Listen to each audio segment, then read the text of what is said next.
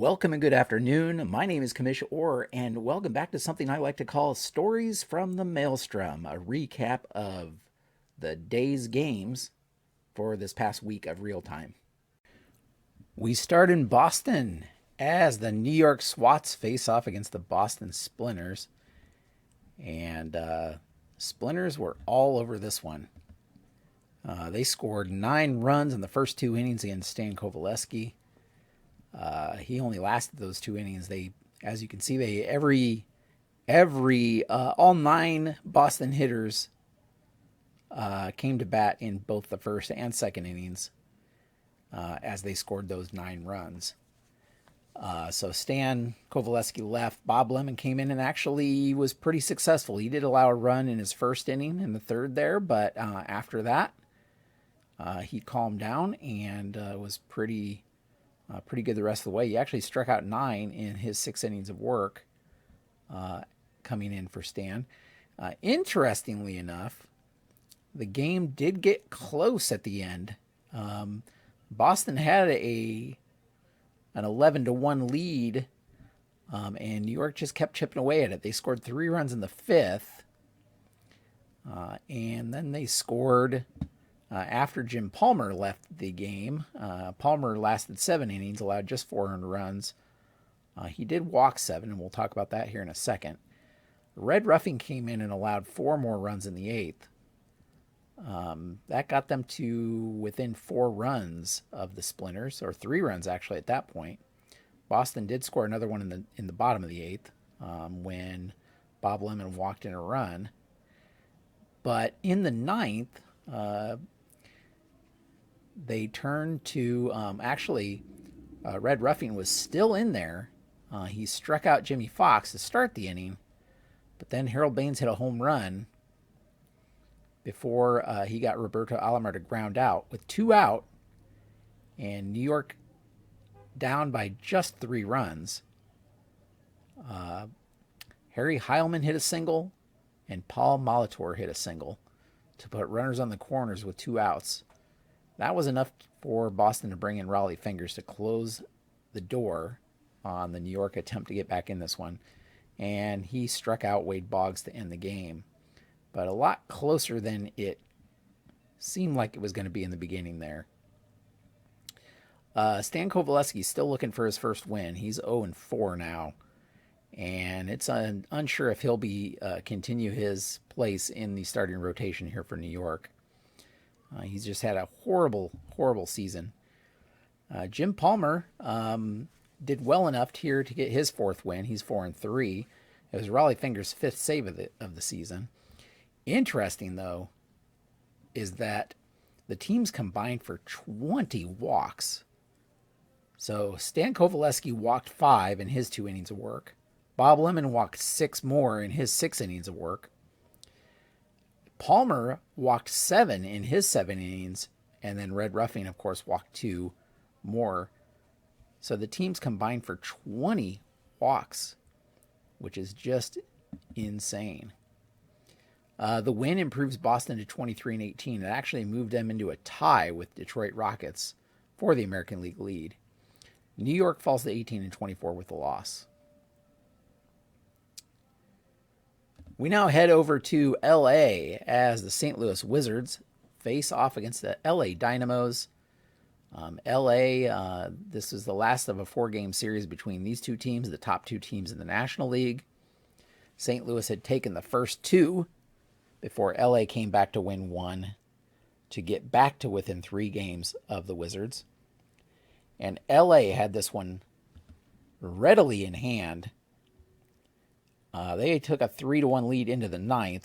Sandy Koufax, who is one of the, if not the best pitcher in the league right now, allowed just 1 earned run and only 3 hits while striking out 8 in his 8 innings of work. The only run came on Orlando Cepeda's home run solo shot here in the first inning. But LA did take that 3-1 lead, scoring 3 runs off of Juan Marichal into the 9th. They turned things over to Goose Gossage, who had not allowed a run since the first week of the season, I believe. And actually, St. Louis started a parade of pinch hitters in this final inning. Tony Gwynn was first. He flew out. That brought up Willie McCovey, who also flew out. And so with 2 outs and a 3-1 lead, Goose Gossage allowed a double to Ron Santo.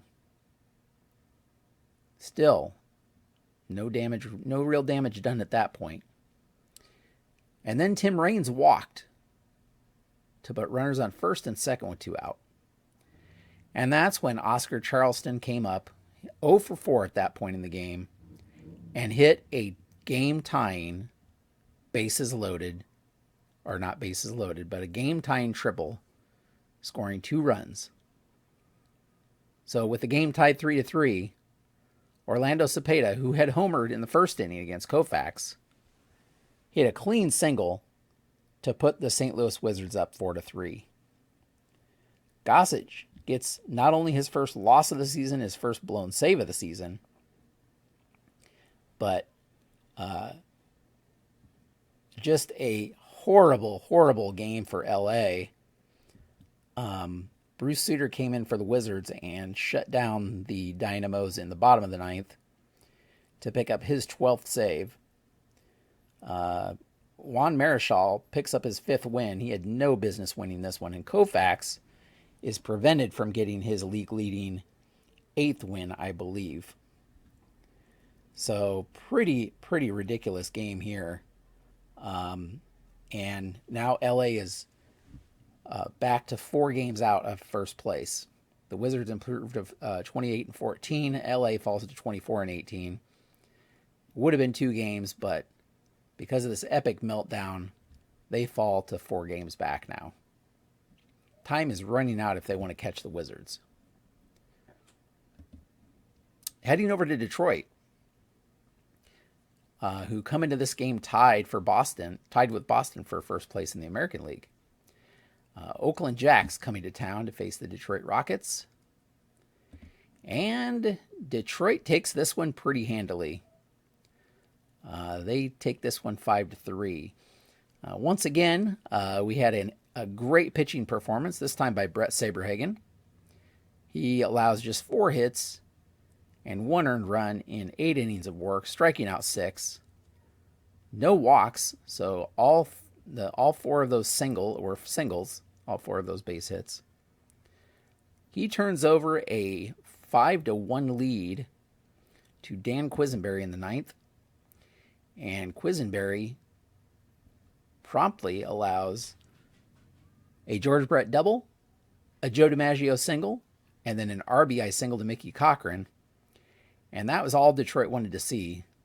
Tom Henke came in to close things out further, and he did allow another run to get the score to 5-3, but he struck out the last 2 batters he faced to pick up his 10th save. Oakland falls to 18-23. Detroit improves to 24-18, moves them a half a game into the lead in the American League. Finally, we head to Chicago as the Houston Hoots face off against the Chicago Docks. Chicago had won the prior 2 games of the series, and after pretty much being statistically eliminated from playoff contention or World Series contention here, they had won 2 games coming into this one. But Tom Seaver was unhittable nearly for the Houston Hoots. He allowed just 4 hits, actually. I think all 4 singles here. Struck out 12, including the last 4 batters he faced, and picks up his first shutout of the season. Just 2 starts ago, Seaver went 11 innings, had 11 scoreless innings against Juan Marichal.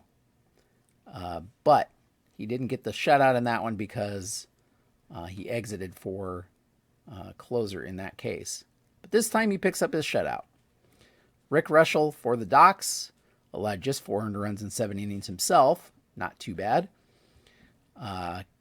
Interesting here. Kent Tekulve came in the 8th and got Mike Schmidt to fly out. Willie Stargell walked, and Tekulve got ejected for arguing the fourth ball there that led to the walk. Roy Oswalt came in, and a couple of batters later allowed that Willie Stargell to score on a double. Now, the reason I note that is because Tekulve had not allowed a run since his first appearance of the season, maybe the second day of the season. He hadn't allowed a run since then. And so even though, of course, that walk was charged to him, and that run was charged to him as well, but he's got to feel bad because Roy Oswalt was really responsible for that guy scoring, for Willie Stargell to score there. Willie Stargell, he was 0 for 1, but he walked 4 times in this game. Pretty crazy. All in all, Houston improves to 19-23, and Chicago falls to 13-29, the worst record of the Maelstrom. If you want to follow this action, you can head over to baseballmaelstrom.com and see all of the game write-ups and see all the stats by following the stats link or the standings. There's currently a little bug in the standings here that isn't displaying the games back here on the front page. I'm working on that, hopefully having that fixed here soon. But all the standings and everything else is correct, just that games back is not displaying correctly there. But if you go to the stats page, you can see the games back here on the stats page. So we can see Boston is half a game back in the American League. LA is 4 games back in the National League. And we only have about 12 games to play for most teams. So time is running out here for teams that want to make a run at the division lead to make it into the World Series. So with all that said, thank you so much for watching. If you have anything you'd like to comment on, please leave that down below. If you like this video, consider clicking the like button and subscribe so you don't miss any more of the action going forward as we head to the home stretch here and the final 12 games of the season. It's been pretty interesting to see some of these races shape up, as well as some of the stats. And I will be going over these stats after the season is finished. Of course, I'll go over those stats in a little bit more detail. But that is all for now. Thanks so much again for watching, and until next time, have a great evening.